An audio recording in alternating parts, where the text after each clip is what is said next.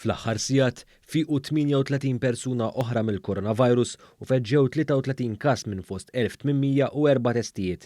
Dan ifisser li 98.2% tat-testijiet li saru ġew negattivi filwaqt li 1.8% biss ġew pożittivi. Mindu bedejna tal-vaċċin kontra il-COVID-19 ingħataw 300,594 tilqima, minn dawn 96,631 persuna ħadu t-tieni doża. Dan ikkunfermatu s-Supretendent tas-Saħħa Pubblika il-Professur Charmaine Gauci fil-bulettin mediku ta' kull nhar ta' ġimgħa fejn elenkat ukoll il-progress li sar fost letajiet differenti fir-rata ta' tilqim. Il-Professur Gauci spjegat kif fost oħrajn mill-persuni li għandhom bejn 50 u 59 sena diġà tlaqmu kważi 60%. Dan minkejja li t-tilqim għal din il-faxxa tal-età fetaħ ftit inqas minn ġimagħtejn ilu. L-aħħar grupp li ftaħna ġimagħtejn ilu li huwa ta' bejn 50 u 59 sena, diġà f'ġimagħtejn kellna konkurrenza tajba ħafna fejn kellna 58% minn dawn li diġà huma mlaqmin.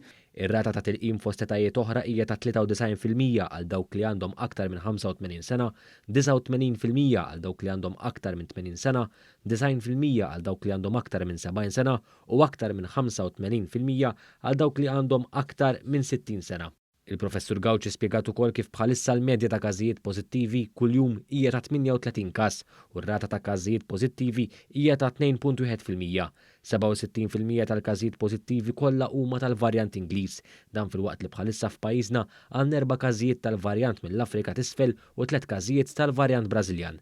Dwar il-każijiet attivi li hemm bħalissa, il-Professur Gauci spjegat li 74 persuna qed jingħataw il-kura fl-isptarijiet b'Maltin, iżda n-numru ta' pazjenti rikoverati fl-isptarijiet qed ikompli jonqos. In-numri niżlin, fatti fl-ITU għandna 8 persuni u għandna dawn minnhom li huma każijiet attivi ma wkoll ikollna minnhom każijiet li huma recovered imma jkunu għadhom qegħdin jieħdu l-kura minħabba komplikazzjonijiet tal-COVID. Fl-aħħar 24 siegħa anzjana ta' 93 sena li kienet pożittiva għal COVID-19 tilfet ħajjitha.